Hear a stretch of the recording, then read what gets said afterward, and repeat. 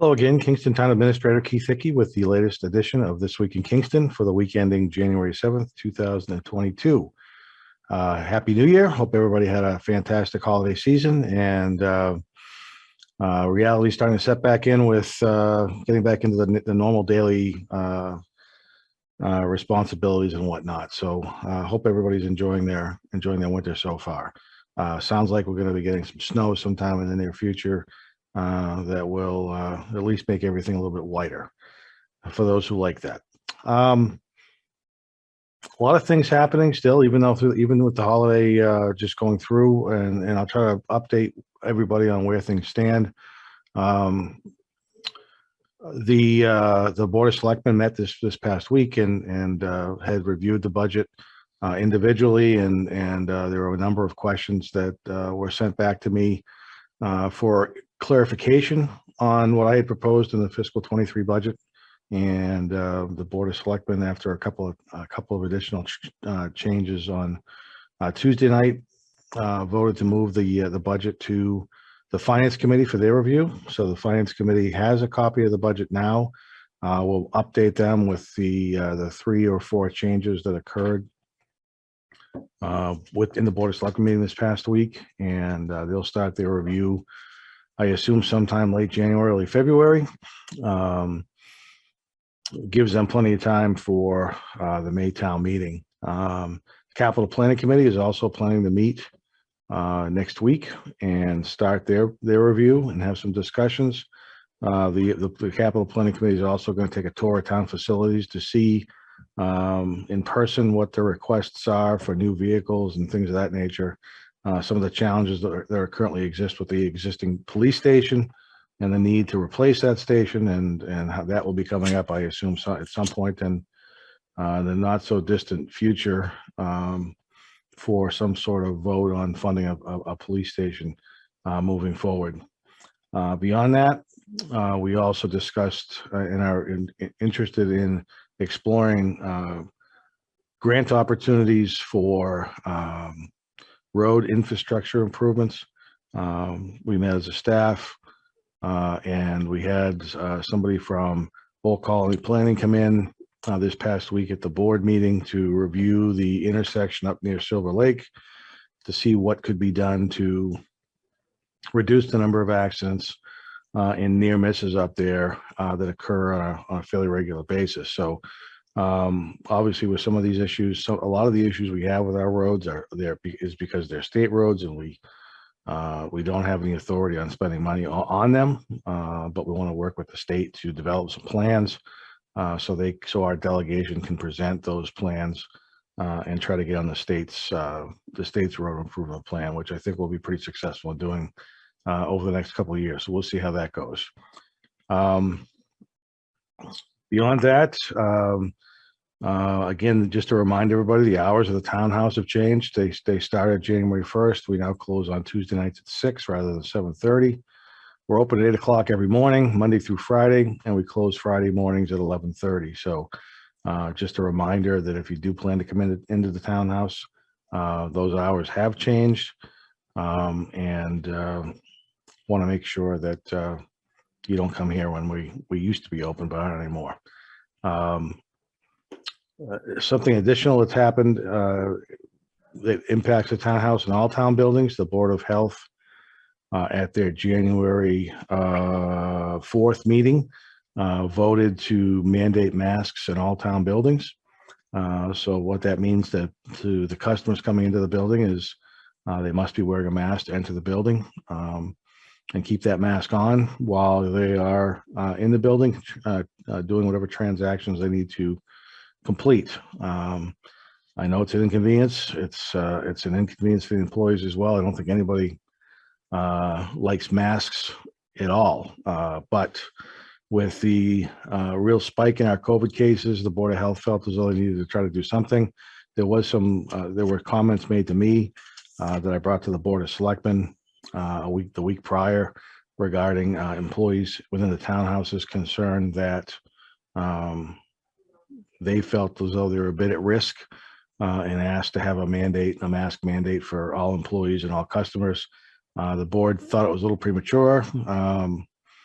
a couple of weeks ago, but the Board of Health raised it this past Tuesday, and like I said, ultimately voted to mandate masks in town buildings at this point.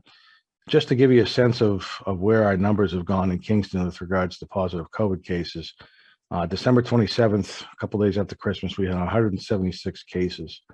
3 days later, on the 30th, that had jumped to 268 cases.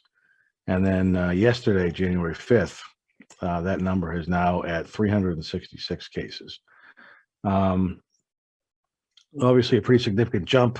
You know, what we're seeing internally here in the town and the services we provide, you know, it's really impacting fire, probably more so than others, but also police, where they're getting an increase in the number of calls.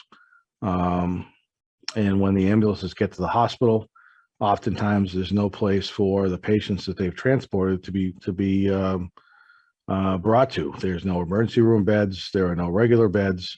So oftentimes our ambulances have had to stay at the hospital while the hospital has found an appropriate location for these individuals that are in need of help to be helped. And the fire department has also had to provide a little bit higher level of care at times to the patients that would typically get that help at the hospital level. So it's a challenging time for everybody. Hoping everybody is doing what they can to stay as healthy as they can. The clinics that have been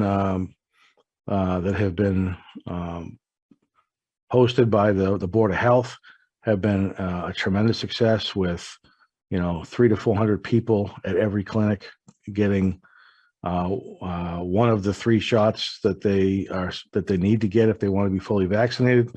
That continues to be a huge benefit and help to this community, and the Board of Health deserves a lot of credit for proactively hosting these clinics to try to vaccinate as many people in town as we can. We are going to have the next couple of clinics, in all likelihood, are going to need to be postponed. Our Board of Health nurse actually, unfortunately, was just diagnosed with COVID as well. So she's going to be out for at least the next week. And without her, we can't have the clinics, unfortunately. So the couple of the next clinics coming up over the next couple of weeks are going to be postponed. And people will need to reschedule their vaccination times and dates.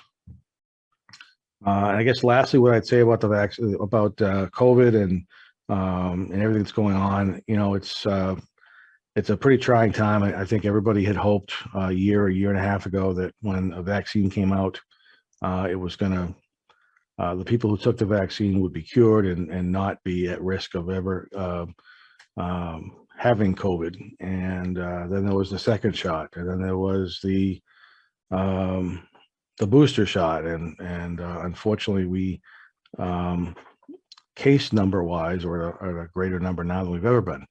And I think people are fatigued from dealing with COVID related issues, whether it be the mask mandate or being pushed or at least it's suggested that they get a COVID shot, even though they may not want to have one. Having gone to the Board of Health meeting this past Tuesday night, where the Board of Health discussed, and decided to mask mandate, the tone of some of the people who didn't support and didn't agree with that particular mandate really was unnecessary. When you look at the Facebook posts and some of the Kingston blogs, it's become very condescending, very accusatory, and really, I think everybody needs to respect each other's opinions a bit. I don't think anybody wants to be in the situation that we're in right now. Unfortunately, we are. So how do we get ourselves as a community out of that situation as best we can, and not see some of the people that we care so much about potentially get sick from COVID? I would just ask that if you disagree with somebody, try to do so respectfully. It's their opinion. They have a right to it. You may not agree with it. There may be science that defies what the other person's opinion may be. But they have a right to it, and I think we all need to try to respect each other's opinions and try to get back to a more courteous decorum than we've had over the last few weeks. So I'm going to hop off my soapbox and wish everybody a happy new year. And if people have questions and concerns about anything that's going on, you're always welcome to pick up the phone or stop by with a mask, and I'll be happy to talk to you or talk on the phone. So with that, I want to wish everybody a happy new year. Hope everybody has a safe next few weeks, and we'll talk to you next week. Have a great day.